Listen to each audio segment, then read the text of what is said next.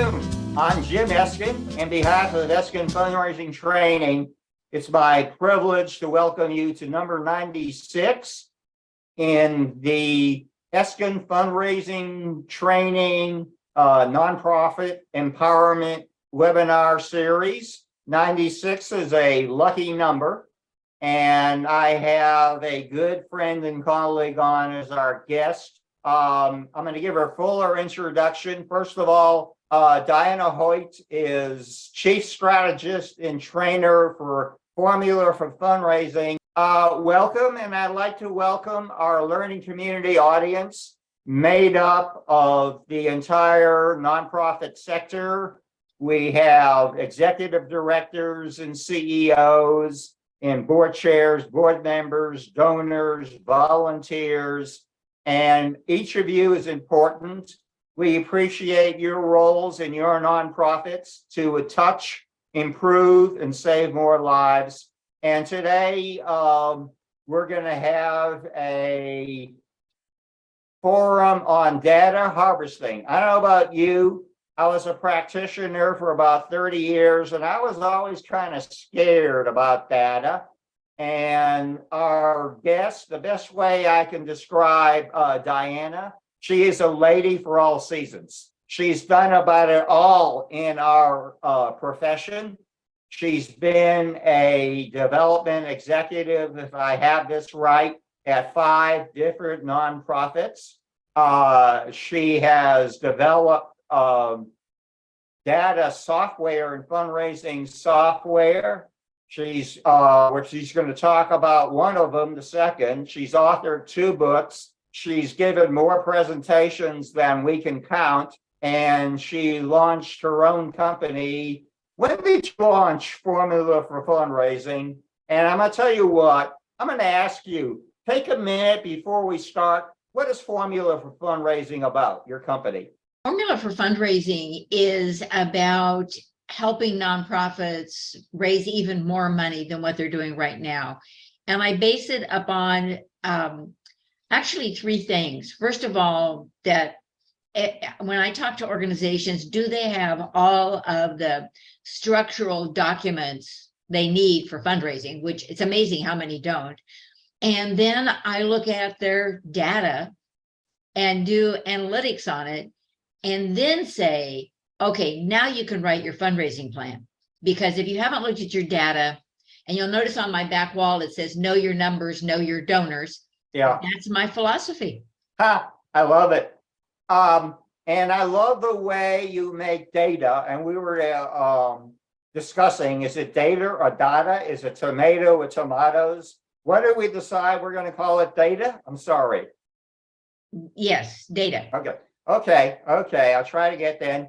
Let me welcome the audience. And if you would take a second, by the way, our producer is John Largent, who's CEO with Game Day Media, who just came back from Phoenix. I don't know.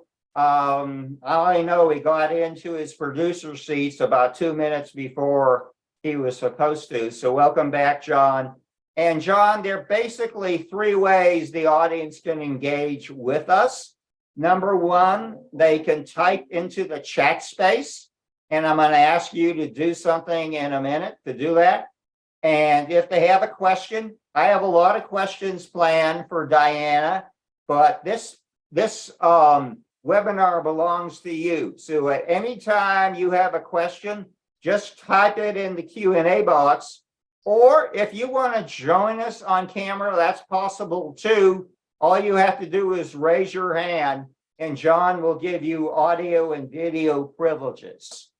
Diana, I'm a little jealous of you. No, I'm not a little jealous of you. I'm a whole lot jealous of you. You are a book ahead of me. I want to congratulate you on your book, Securing Fundraising Success. Was it 24 rules for raising even more money? And so take a minute, and we're going to give your contact information at the end of this webinar, and there'll be information on how people can obtain that book. But tell us about, congratulations, tell us about book number 2 for you.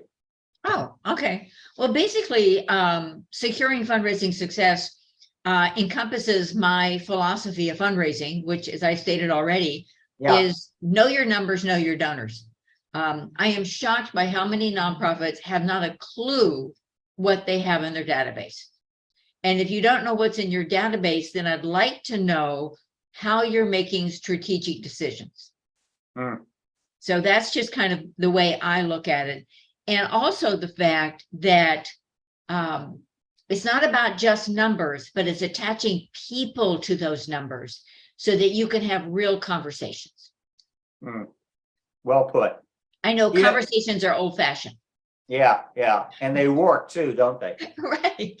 Yeah, and they can work when they're face to face, when they're over the phone, when they're over the video conference screen.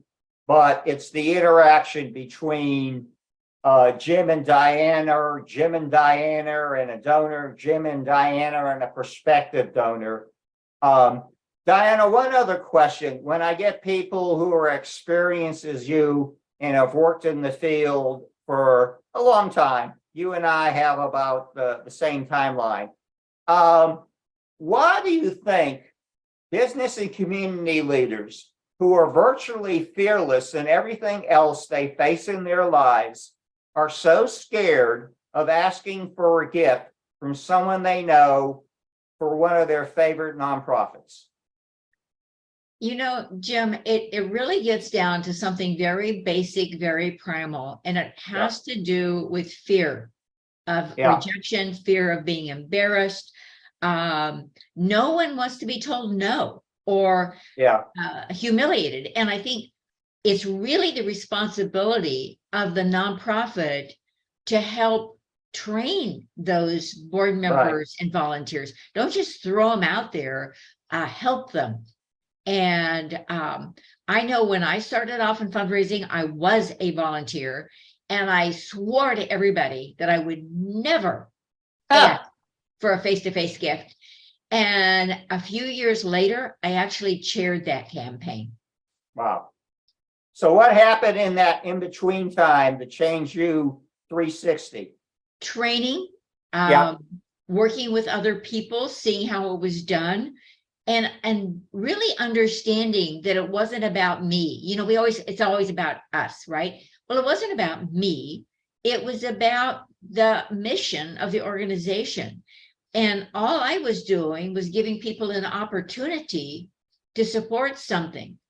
And we just had to come to an agreement regarding values. Did they value it? And if they did, they'd say yes. Or sometimes they'd say no because they really couldn't do it at that time. Yeah. But learning empathy. Yeah. And, you know, personally, I don't understand. I mean, I hear the words, people are afraid of rejection, but I don't know anyone who goes through a day without hearing the word no. I've heard the word no today. I don't know how you can be a leader in any type of discipline or profession without, risking hearing no. So I don't buy the rejection argument. I mean, I hear the words. I just don't think you can accomplish anything without risking hearing no. Right. Because if you want to get the yes, you have to hear a few no's. A lot of the people in our audience are from small or medium-sized nonprofits, which makes sense because I think it's like 88% of the 1.5 million nonprofits in the country have annual budgets under $500,000 a year. And they're afraid that managing data is going to take so much time that they're not going to have time for really doing the nuts and bolts of fundraising. So how do you make data management friendly and not so time consuming? Okay. Well, first of all, I don't think it's that time consuming. If you do certain things and you do them on a regular basis, kind of like brushing your teeth, if you do it regularly, you don't spend so much time at the dentist's office. And I think data harvesting is exactly the same thing. And I think there are 3 keys to it. One is having a good fundraising application, CRM. And that doesn't mean an expensive one. That just means a good one. The second is having written policies. Hey, I'm gonna butt in. what Okay. makes a good CRM in your eyes? Oh, I just did a review of a number of them for a client. And I'm not asking for a vendor, but the Oh, no, characteristics. I won't do that. Yeah, I think I'll tell you one of the questions you have to ask is, because almost everything is online now. You're not going to do anything that's desktop. Is first of all, do an assessment to understand what you really need. Yeah. But one of the questions you need to ask is who manages their server farm? And by server farm, for those who don't know, all of these online companies that manage that information have literally these huge buildings full of computer servers. And that's where your data is sitting. Okay, so who's managing that? Because if it's not a big company that knows what they're doing, your system will run slow. So that's become my number one question I ask. And then knowing what you need. Look at reports. Do you need volunteers? Do you need grant management? Do you need to have does the website interface with the software? Just know, you have to know what you need when you start looking. Mm-hmm. So I always do an assessment for the organization to see what their needs are. That segues perfectly to our next question. There's so many different metrics you can look at, and I have a sense in this area, less is more. What is your advice, particularly to the smaller or medium-sized nonprofit, on focusing on just a handful of very essential benchmarks? Okay. Well, Jim, I am a minimalist because I do believe that less is more. And I believe it has to be something that every nonprofit can do and that it's meaningful. There are certain metrics that I always use. One, which is pretty basic, is how does your organization compare against Giving USA? Just look at those numbers and look at them over the last 3 to 5 years. Don't just look at them for 1 year, because that's not a good benchmark. You want to go back 3 to 5 years. And we know that the 2022 numbers will not be out until May or June. Okay. Right. So kind of watch for that. That's the first thing I tell everybody. By the way, when Go you ahead. mean comparing, I know there's so much in Giving USA. I know one of my most popular pie charts, you take the 485 billion and it can come from, I guess, 4 places. It can come from Right. individuals, it can become foundations, corporations, or bequests. Yes. And by far, individuals, I think, over the last 60 years has been very close to 70%. So should you be comparing your sources of income to that national pie Yes. chart? Absolutely. Absolutely. It's and by the way, it's 83%, because if you take the individuals, Right. you take bequests, Yeah, and under the foundation number, which is around 19% right now, yeah. half of that is private family foundations. Yeah. So if you add those 3 up, you're going to be at 83%. Yeah. So it always amazes me that people want to talk to corporations, Yeah. which are 4 to 6%. I mean, when they're at 6%, it's a high year. Yeah, So, I agree. So it's comparing against those numbers, also calculating their donor retention for at least the last 3 years, and see what that number looks like. Also calculate their first time donor retention year over year for the past 3 years. If they're not retaining their first time donors, then they're in trouble already. So knowing that is important. I also believe everybody should run a LIBOT report to see what are you dealing with. Can you explain what a light button is? LIBOT last year, but unfortunately not this. Okay. So I really would not be running it right now because we're not very far into the year. I would go back and see who gave in 2021, but did not give in 2022. If you don't do something right now, chances are you've lost all those people. And that's a disaster, because if you can't keep those donors, because some of those may have been longer term donors and all of a sudden they quit giving to you. So you need to find that out. Those are the places I start. I mean, Okay. there's simple metrics that anybody can run. Yeah. Hey, can you help explain how data management can and should influence fundraising strategy and also the allocation of finite resources? Okay. Well, I'm going to go back to first time donors. Yeah. This right now, I mean, that's why I tell everybody, run that number and see what it's looking like. Last year, the retention of first time donors from the prior year, 2021, was just about 20%. Oh my God. Can you repeat that? Can you repeat that? Yes. If in 2021, you had 100 brand new donors, last year in 2022, you only kept approximately 20 of them. You That's lost insane. 80 donors. That number has been dropping. Yeah. I mean, when we first started talking about it, it was 25%. Now it's down to barely 20%. And if you can't keep them after the first gift, yeah, they're gone. They're gone. Yeah. Yeah. And so it's one of the things that I tell people is look and see, and don't just look at 21 versus 22, go back and look at 20 versus 21 and 19 versus 20. See if you have a trend. Are you trending upwards? Or are you trending downwards? And then make your strategic decisions about what you're going to do. I tell people, if you have brand new donors from last year, from 2022, you make a list and you call every one of them and thank them.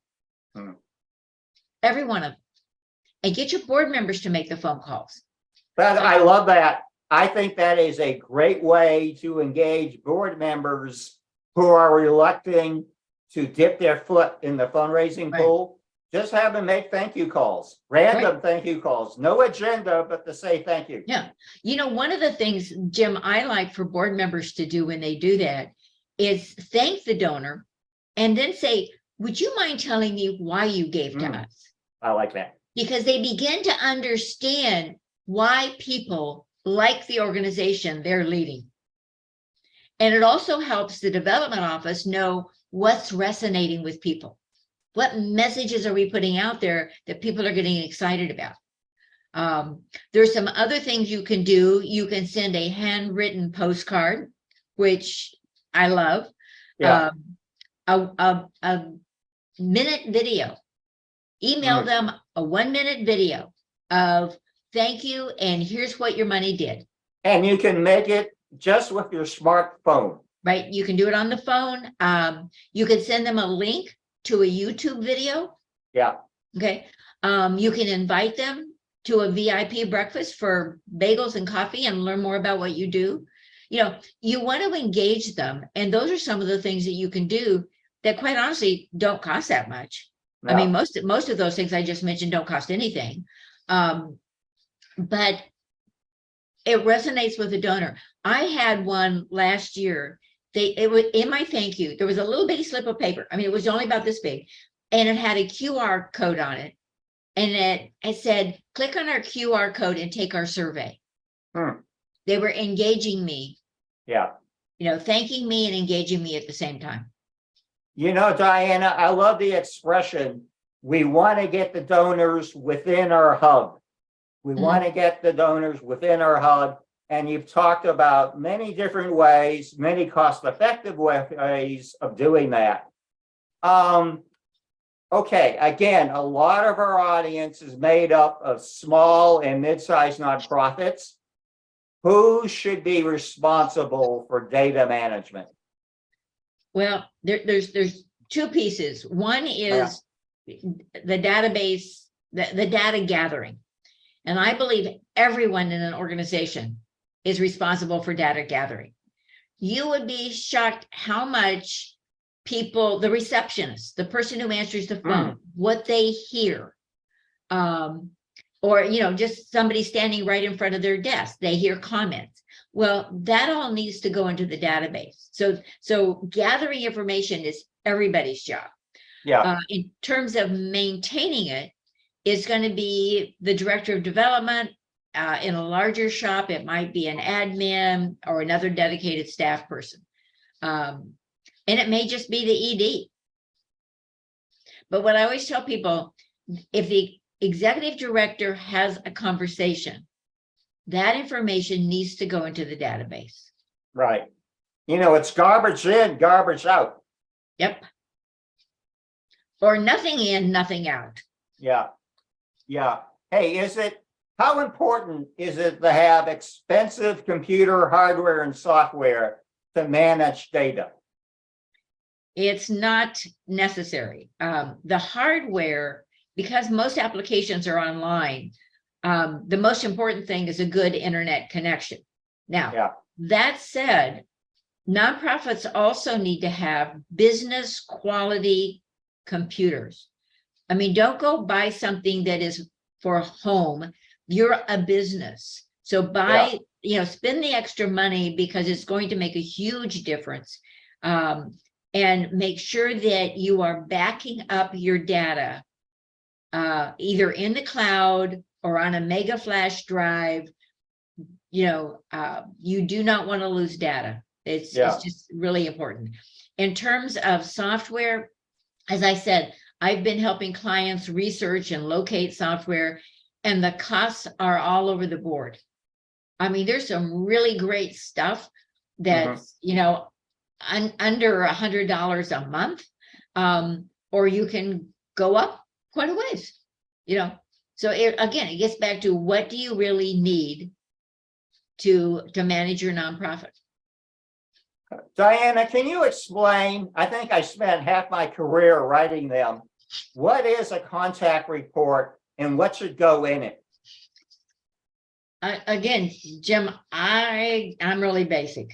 I think that the contact report needs to keep notes. If you have a conversation, if you engage, it's not just about their giving, but it's about, what are they interested in? You can have an organization that it is multifaceted. It does different things. So what are people interested in?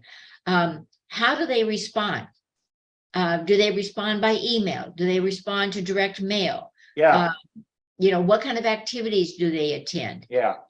And what relationships or connections do they have out in the community? And some people are more of connectors than others. Yeah. Yeah. How should fundraising data be monitored during the year? At the end of each month, you need to run some reports and compare those against accounting. I have been fouled up as a development officer when a gift came in and I was never told. It went straight to accounting, and that donor never got a thank you. Ouch. Well, who, I was the one who heard about it. Yeah. I've been there. Yeah. So be sure you're comparing those monthly reports so that if there's an error or a problem or something that needs to be taken care of, you can do it on a monthly basis. You're not doing it at the end of the year. And also run reports that are specific to initiatives you're doing. So if you did a direct mail campaign, or you did an email campaign, or you did a golf tournament, whatever it is, run those reports. And if you did that same activity the prior year, run comparison reports. See how you're doing. I mean, are you going to keep doing something over and over that isn't working? Yeah, that's called insanity. Or it's headed downhill.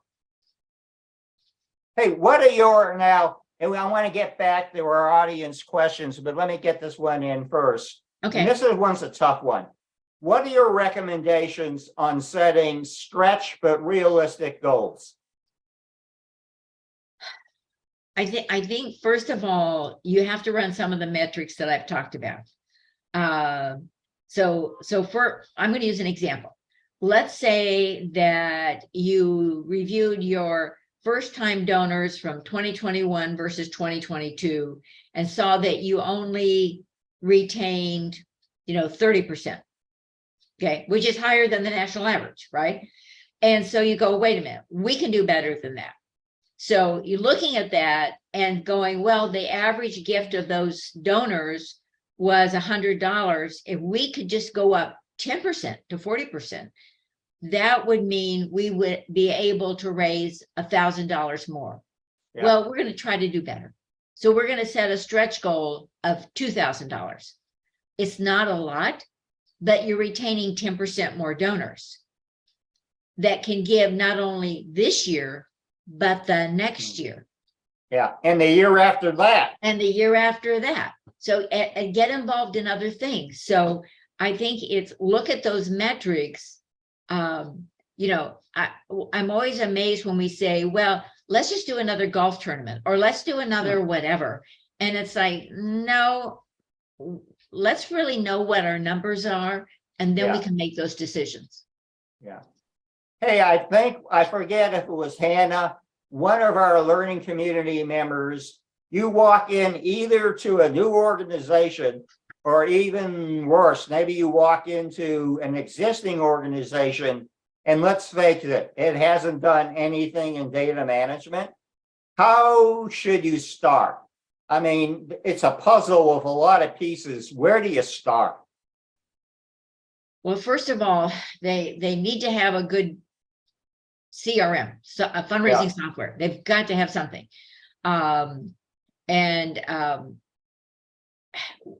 Given that, they need to make sure that data is clean.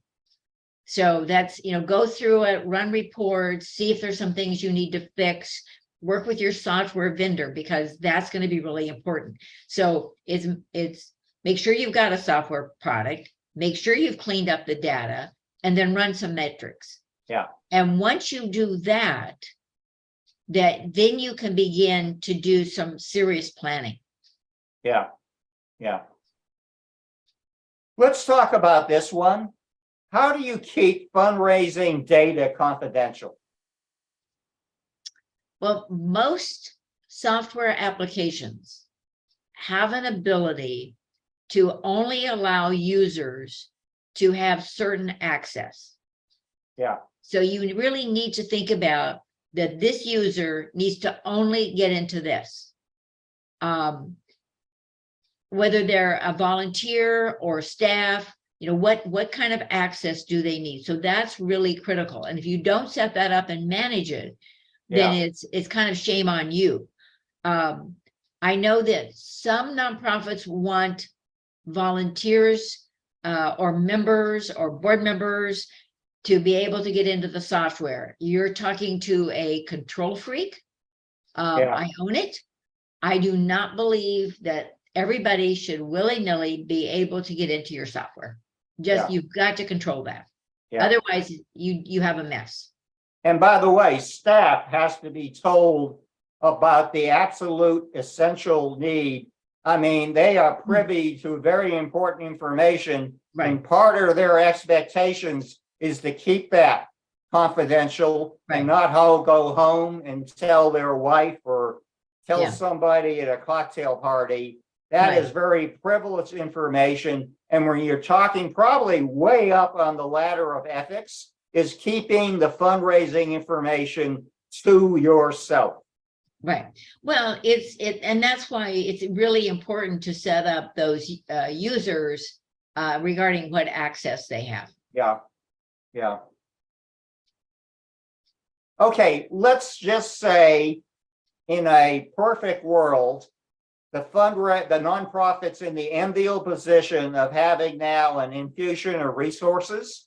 Mm-hmm. How do you suggest they consider spending it to improve their efficiency in the area of data management? Well, they've got to do an assessment. I mean, I know I sound like a broken record. Yeah. But if they don't do an assessment, let's review the assessment again. Well, first of all, when I work with organizations, I want to know how they really are using the software. What are they Yeah. doing with it? Yeah.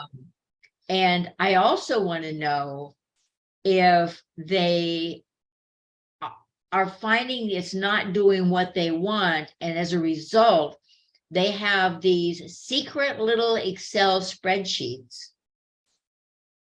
on their computer. Mhm. Because if that information is not sitting in that database, it's doing no one any good. Yeah. So why is that happening? I was doing an assessment with an organization, and one of the staff people said in her department, we don't have it, we don't use the software. It's not good for us, so we just don't do it. And so we don't have anything. And I said, wait a minute. You have an Excel spreadsheet someplace that somebody is using. Oh yeah, we have one of those. So it's like, you can't do that, because then when you're running a campaign or doing something, you don't have all of your data. So they need to do a needs assessment, find out what their real needs are. And if whatever they have isn't working, why isn't it working? Why could that staff person not feel comfortable doing their job and using that database? So Yeah. sometimes it's really simple. I'm a huge proponent, and during my career, what difference is it to have the greatest hardware and software if your staff is not trained on using it? And I think it's so important when you're about to make an acquisition. Usually it's expensive, to make sure there's a robust training component. Right. I will tell you personally that I have been very disappointed with the research I've been doing about the quality of some of the training from some of the companies. And most of them will tout that they do great training. Yeah. You need to really ask them, what does that mean? If that means you're going to give me access to 20 videos, that is not great training. No. So Well said. Yeah, you have to ask the hard questions when it comes to training, and also the kind of support you're going to receive. Right. Diana, there used to be, I think, an 80-20% break in gift income, in which 80% of the gift income was coming from just 20% of the donors. And now I've seen it's closer to like 88-12, where 88% of the gift income is coming from just 12% of the donors. And so more and more, there's emphasis on your major gift donors. Is there special information that should be kept on major gift donors? I think it's pretty much the same information that's on the contact sheet. Because that's what you're keeping for your major gift donors. And again, it gets back to who knows them, other relationships, what are their interests, what is their current engagement? When was the last time somebody called them and invited them to come visit the nonprofit? Right. And to understand their motivation, right? Yep, absolutely. I mean, I'm working with a young man right now, and one of the things I asked him to do is I said, I want you to call 2 donors, pull up your list, start at the top, call 2 donors a week and talk to them. That it can be a marvelous return on that investment in that time. Sometimes people want to know that they're there. Yeah. Especially in a world. But I heard something, it was interesting. And I think it was in Next After, which is a company that does a lot of nonprofit research. And they said, do direct mail to millennials. They don't get any mail, so they'll open it up. I love that, by the way. I love that. I've heard that. For somebody like me, I'm jaded. I get enough mail that I don't necessarily open it up. But these young folks who don't get mail love it. We judge it by the envelope. They haven't seen. And by the way, I love handwritten notes Mhm. because basically, how many handwritten notes do you receive each week compared to email and to form generated letters Right. and to voicemail? I love handwritten notes. Can you go back? You talked about retention rates. Can you talk again what it is and how you can gauge and how you might move the needle? Okay. This is my hot button. I've been involved in the donor retention rate conversation since 2006, when the Association of Fundraising Professionals and the Urban Institute decided to start measuring. It is the most critical number you can run. You know, if you're going to do nothing else, even though I love comparisons with the Giving USA because I think it's a great benchmark, running your donor retention numbers is so important. When we started doing this in 2006, it was 62%. And we thought that was abysmal. You're only retaining 62% of your donors. Now we are struggling to have 40% donor retention. It's dropped. And it seems like the more we talk about it, the more it drops. So somebody's not getting the message. So I think for everyone to run their donor retention numbers is critical. And I'm going to do the formula. I'll kind of go slow. So if anybody wants to write it down, but let's say you want to know your donor. Now we can't do this year. Well, yeah, you actually could. You want to do your donor retention number for 2022. Okay. So what you would do is see how many donors you had in, I'm going to get this all mixed up. Oh, this is terrible. I haven't done this in a little while. In 2021. So how many donors did you have in 2021? Yeah. How many of those people were also donors in 2022? Yeah. Okay. And you are going to divide that number. So the number, they were donors in both of those years, and divide it by the total number of donors in 2021. And that will become and make it a percentage. You'll multiply it by 100. And that'll be your donor retention rate. Okay. Yeah. If yours is anywhere in the neighborhood of 40 to 60%, you're probably doing okay. They've run some numbers on if you even increase whatever your donor retention rate is by 10%, it will make an enormous impact on your bottom line. Yeah. It's just the way the math works. That segues great into the next question. Can you compare the cost effectiveness of keeping a donor from last year compared to the cost of acquiring a new donor? It costs 4 to 5 times more to acquire a new donor than to keep an old one. Hey, I got to ask you to repeat that. That's gold. It costs 4 to 5 times more to get a new donor rather than keeping the one you have. Yeah. So hug the donors you have. And you know, you should be thanking them anyways. And then you have one of the tougher things is how do I get through to a donor? Your current donors, you owe them a thank you, whether that's a phone call, whether that's an email, whether that's social media, whether that's a smokescreen, but you have every responsibility. And that donor has shown that they believe in your mission. You have a basis for a good conversation with them. You know, Jim, I'm going to tell you one of the things that just drives me crazy is people who say that, well, because person donated online and that person gets a receipt. It is a receipt. Yeah. It is not a thank you. Yeah.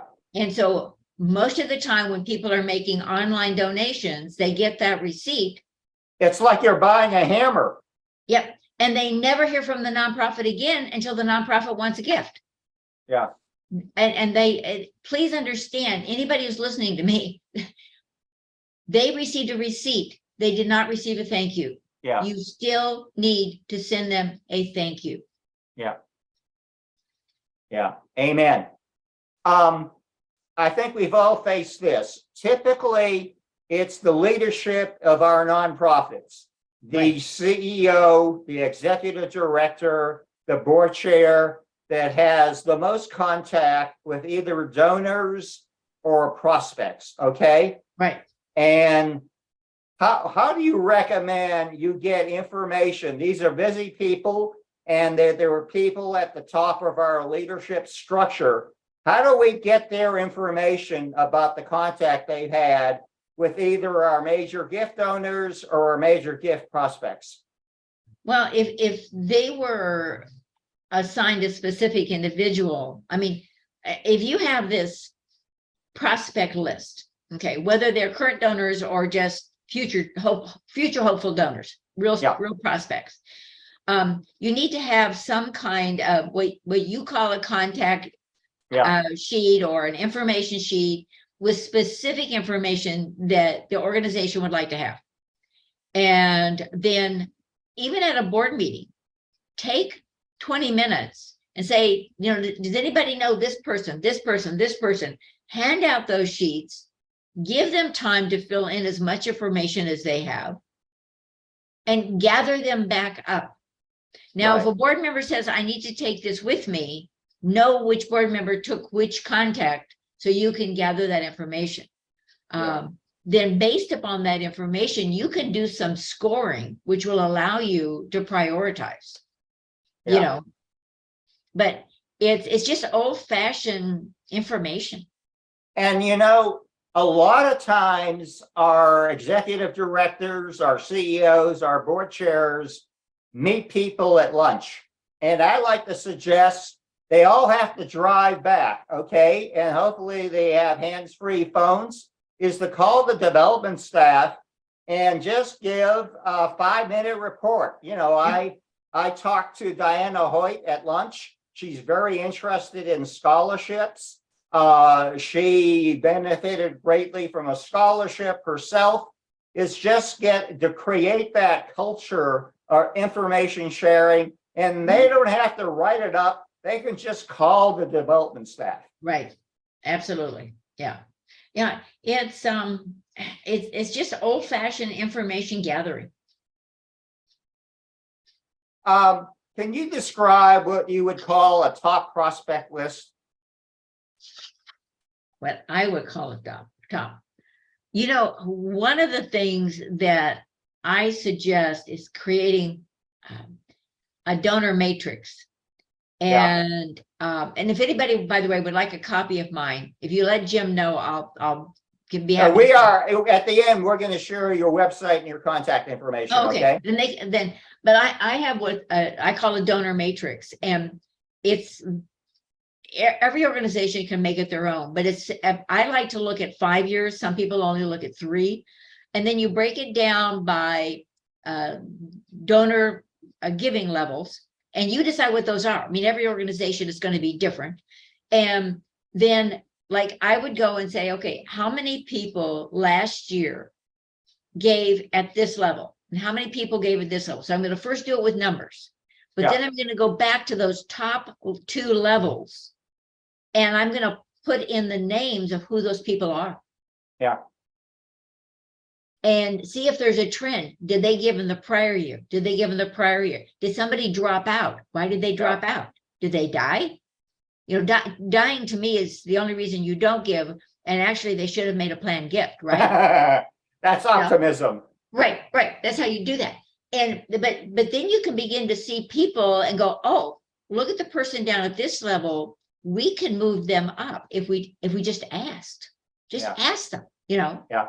So, but it begins to give you a visual look at who your donors are,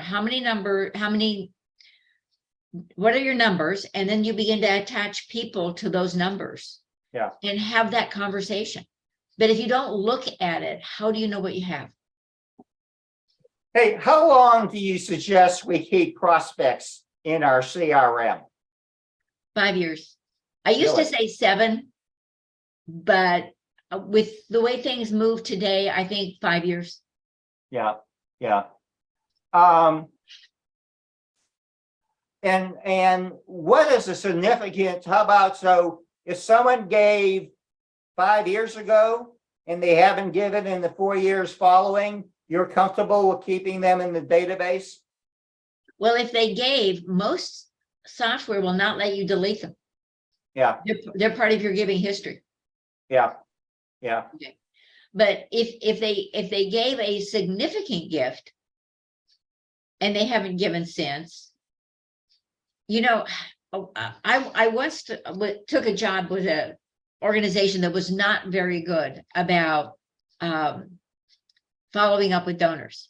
yeah, And what I found is when I reached out to those people, and by the way, I did what I call, fall on your sword.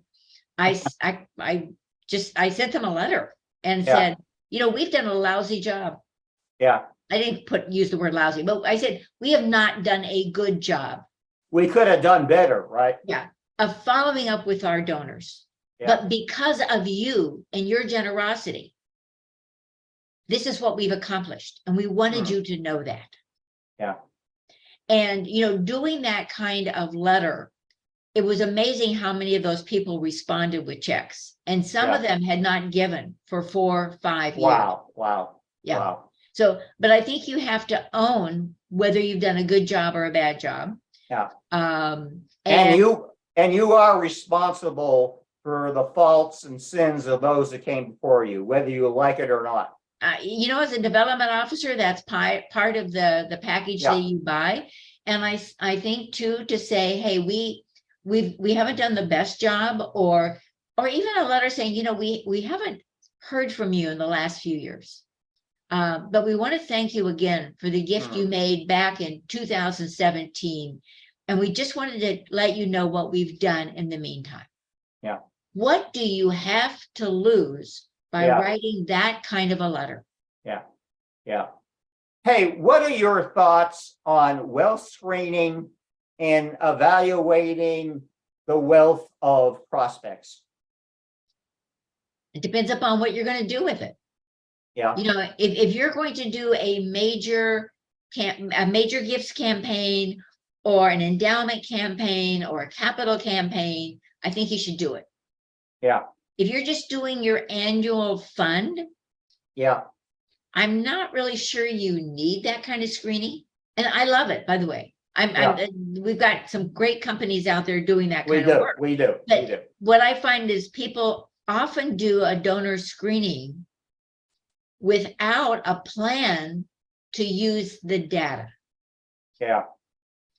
And I find often you'll be asked to do wealth screening on someone is very wealthy, Yeah.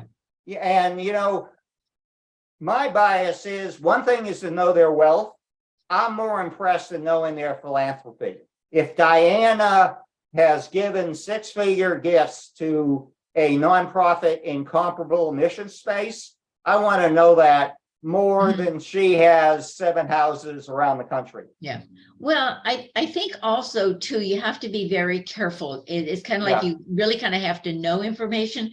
I was not to name the company, but we were doing a search on somebody that I actually knew, and it didn't look very impressive. And I said, well, that's because part of it's over under another company name. It's not under their name, but I knew that. Yeah.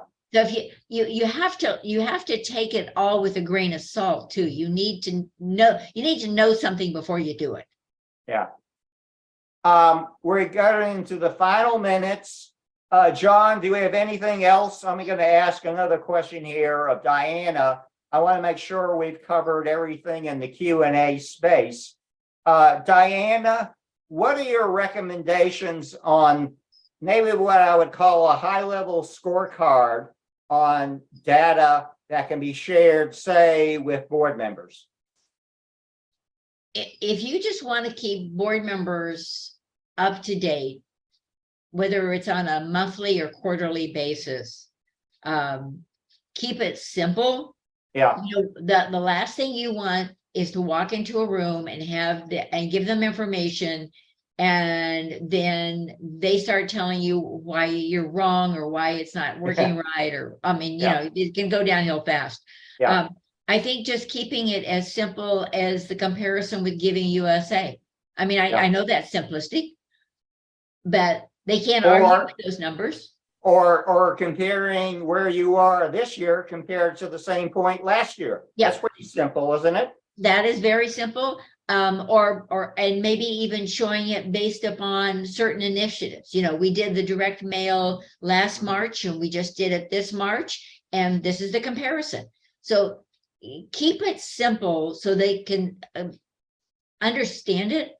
Not that they can't understand it, but you just don't want them to go sideways on something. Yeah.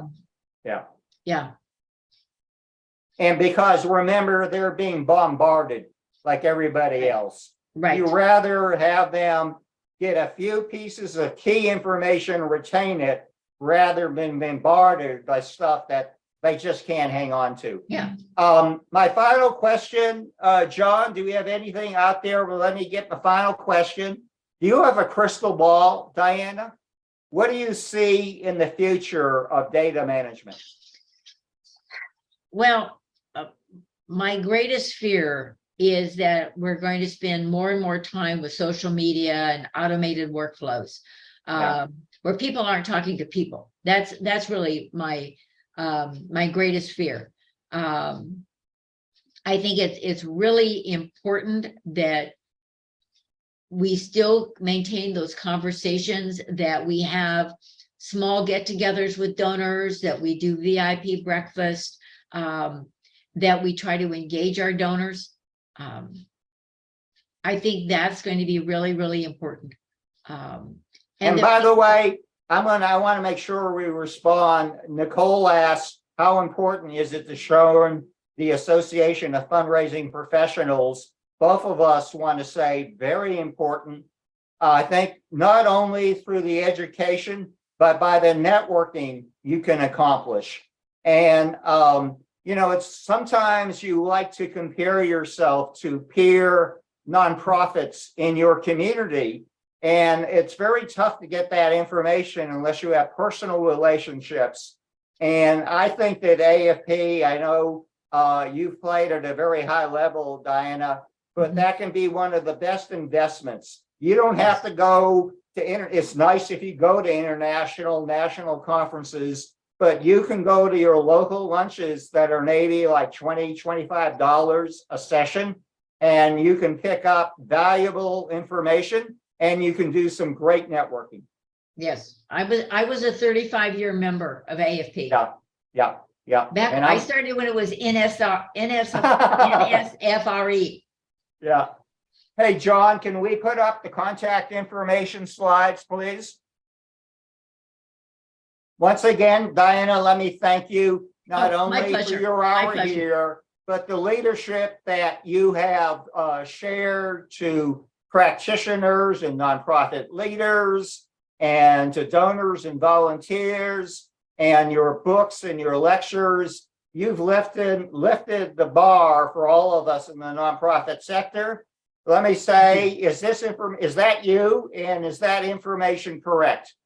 That is me, and that information is correct. And they can go to your website or they can email you, and you have a lot of templates that you will share free of charge. Yes. Should I hear? Yes, absolutely. Well, how do you beat that? Diana Hoyt, again, thank you for being such a good colleague and friend, and the leadership you have provided our sector, and be well. And I want to say thank you to our learning community, and we'll see you in 2 weeks. And we're going to have the topic of Gen Z nonprofit leaders. We have a dynamic young man who launched a nonprofit at age 16. And over the last 6 years, he's distributed over 100,000 duffel bags and backpacks to foster children in 45 different states. An amazing, uplifting story. Diana, to you and your family, be well. And I look forward to staying in contact. Thank you so much.